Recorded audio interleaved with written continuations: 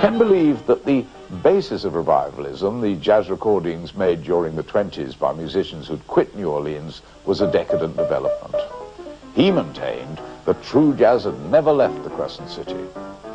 His idol was Bunk Johnson, an old and obscure New Orleans trumpet player, long retired, who was rediscovered in the late 30s. And then, until his death in 1949, Bunk became a living legend. Ken believed this to be the true jazz. There was no other. When I first cottoned onto Bunk, I admit I slavishly tried to copy him. But Bunk was a wonderful teacher, which I realized.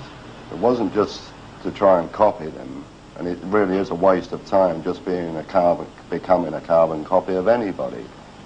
Following Bunk's example, Colyer formed a strictly traditional New Orleans band as he conceived it.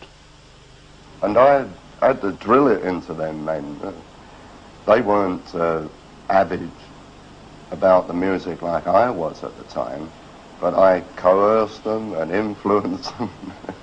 I don't know today whether it was ever to their regret, but it was my personality and driving force that made the band what it was.